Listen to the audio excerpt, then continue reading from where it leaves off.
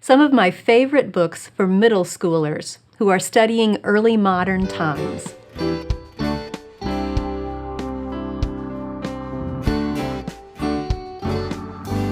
Welcome to the Simply Charlotte Mason podcast. I'm Sonia Schaefer.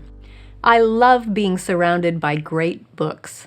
My father recently made me 2 more bookcases, so I've been happily reshuffling and reorganizing my collection of history and literature books. That's one of my favorite tasks, handling and organizing my books. As I hold each one, it's like looking into the face of an old friend. So today, I want to introduce some of those friends to you. We'll focus these introductions on books for students in grades 7 through 9. And these will be living books that will add much to your study of early modern times, approximately 1550 to 1850. We've already discussed spine books for the family and extra books for the younger grades in previous episodes. I'll leave a link to those reviews in the notes. And don't worry, my high school picks will be coming soon. Now, whenever I recommend books for early modern or modern times, I like to include both American history and world history. I think it gives our students a great advantage to study American history in the context of what was going on in the rest of the world at that time. Check the notes if you want to skip the American history books and move right to world history. And if you would like daily lesson plans that detail the order in which to read all of these wonderful books and how many times a week to read them and how much to read at each sitting, you'll find all of that already scheduled out for you in our lesson plan book called Early Modern Epistles. It will lay out a plan for all of the books I recommend across all the grades for that time period. That link will be in the notes too. Okay. Let's get to introducing my first book friends. American history. First is Poor Richard by James Doherty.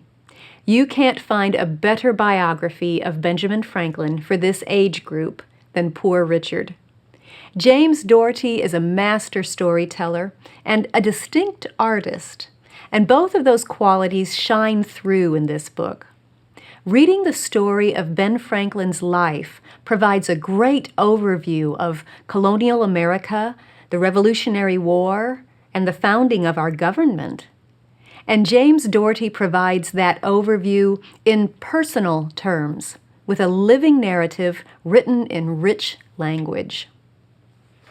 Next, I have Early Thunder by Jean Fritz or Johnny Tremain by Esther Forbes. I would recommend that you choose one of these two.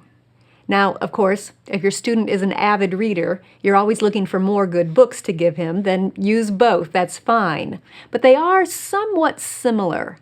Both are historical fiction that center on a young man's adventures in the pre-revolutionary tension. Early Thunder centers on the rising tensions between those loyal to the king and those who want liberty. Daniel has to make his decision. Johnny Tremain is the story of a silversmith apprentice who has an accident that renders one of his hands useless. As his life takes a new path, he comes in contact with Paul Revere, John Hancock, Samuel Adams, and other Boston patriots, and discovers his place in American history. Both books are well written and make for excellent reading, plus they're both about the same length. Johnny Tremain is a little bit longer, but they're both about the same reading level, so use whichever you have handy. They're both great.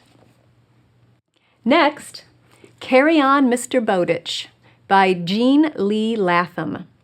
This Newbery Medal winner is written like historical fiction, but it chronicles the life of a real man, Nathaniel Bowditch, and his valuable contribution to navigation.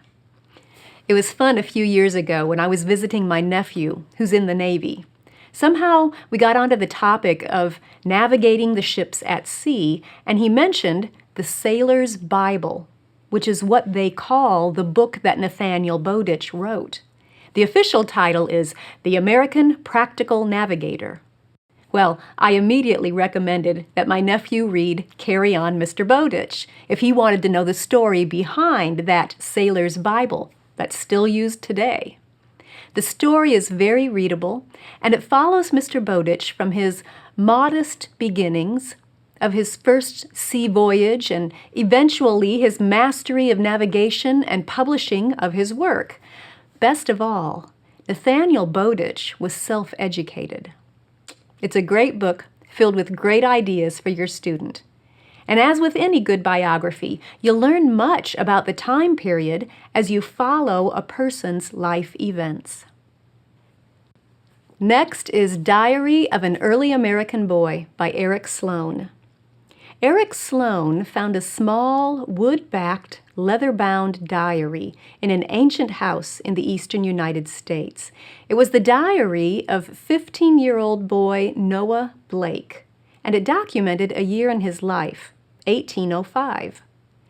The author has used that diary and seamlessly woven in his commentary on early American life to create a vivid picture of the work and tools and plans and ingenuity that were demonstrated by those early settlers. If you have a son or daughter who loves to study how things work, the exquisitely detailed pen and ink drawings will be fascinating. But the narrative will be interesting to all, regardless. It's a fabulous living depiction of how life changed for that family over the years, even while focusing on just 1 year in the life of an early American boy. Those are my early American history picks. Let's move on to world history books. So much was happening around the world during this time period, and few authors can show you the full scope better than Genevieve Foster.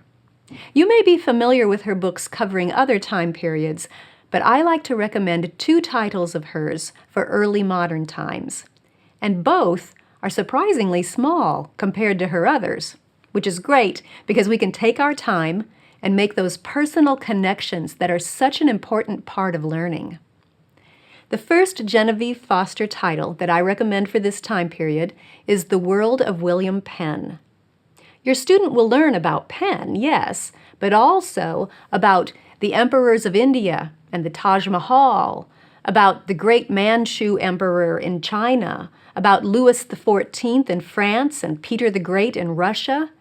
But not just rulers. Your student will also see how scientists like Edmund Halley and Sir Isaac Newton, and explorers like Marquette and Joliet and LaSalle, how they all fit into that era. William Penn's life spans a fascinating age of exploration and discovery. Plus, your student will gain great ideas from Penn's beliefs that undergirded his relationships with the Pennsylvania Native American tribes. The World of William Penn. It's another great living narrative from Genevieve Foster. Now, since I'm listing these books in chronological order, I'll give you the other Genevieve Foster book at the end. The Story of Modern France by H.A. Gerber. You may recognize this author from The Story of the Greeks and The Story of the Romans that we recommend for those time periods.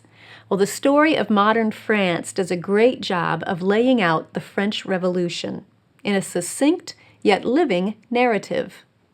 The book goes on to tell more about the history of France, but the main reason I assign this book is to cover that revolution, so I usually recommend only the first 23 chapters.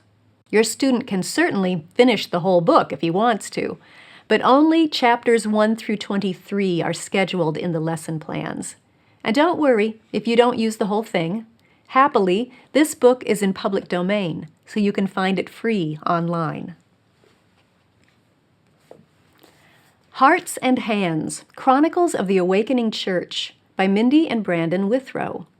The Withrows have written a series of books about church history that focuses on telling the stories of influential Christian men and women. Hearts and Hands is volume 4 in that series, and it presents living biographies of gifted preachers and justice fighters around the world in the 18th and 19th centuries. Jonathan Edwards, Johann Sebastian Bach, John Wesley, William Wilberforce and the Abolitionists, William Carey, Elizabeth Fry, Liang Fa, Adoniram and Anne Judson, Fidelia Fisk, Sojourner Truth, and Harriet Beecher Stowe, and others who played key roles in church history. I feel a kindred spirit with the authors. The back cover copy starts out like this: "Let history come to life just the way it should do." For living church history, check out the History Lives series. Next, we have Amos Fortune, Free Man, by Elizabeth Yates. This is another Newbery Medal winner and a powerful story. It traces the life of Amos from his capture in Africa in 1725 to his horrific trip across the ocean to his life as a slave in New England. After more than 20 years as a slave, he was able to arrange for and buy his freedom. The narrative follows his establishing a trade and building a homestead, and finally being able to purchase freedom for the woman he wanted to marry, as well as some needy children in his town. Your student will learn much about the evils of slavery, and yet how a strong character and kind heart can rise above hard circumstances and overcome evil with good. It's a true story and a powerful book.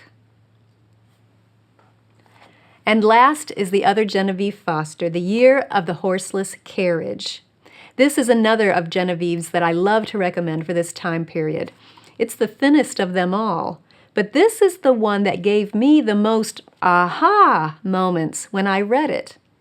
Though it sounds like it chronicles only 1 year, it does much more than that. Here's the author's introduction. In 1801, when this book begins, Napoleon Bonaparte was not only the ruler of France, he was also planning to conquer and rule over England as well as the entire continent of Europe. In America, he owned all the land from the Mississippi River to the Rocky Mountains. What he planned to do with it was of great concern to Thomas Jefferson, the new President of the United States. In fact, in 1801, Napoleon was causing such a stir in both Europe and America that the invention of the horseless carriage, the most significant event of that year, passed by almost unnoticed. It was not until Napoleon had been defeated by the kings and emperors of Europe and was a prisoner on the island of St. Helena that the first public railroad was started in England, and the locomotive began to take the place of the horse. This is the story of those eventful 20 years, from 1801 to 1821. And through this masterful storytelling, your student will form connections with Richard Trevithick, Thomas Jefferson, Beethoven, Robert Fulton, Lewis and Clark, James Madison, and more. A great book that sets the wheels in motion for transitioning into modern times. So, those are some old friends of mine that I hope will become good friends to you and your 7th through 9th grade student. Do you have any other book friends that you'd like to recommend for early modern at this age level? Leave a comment and let's talk books. If you enjoyed this video, subscribe through iTunes, Google Play, YouTube, Facebook, Instagram, or your favorite podcast app so you don't miss an episode. You can also subscribe to the audio version of this podcast or read the blog post on our website at simplycharlottemason.com. All of those links will be in the notes, along with links to the books that I mentioned. Thanks for joining me. I'll see you next time.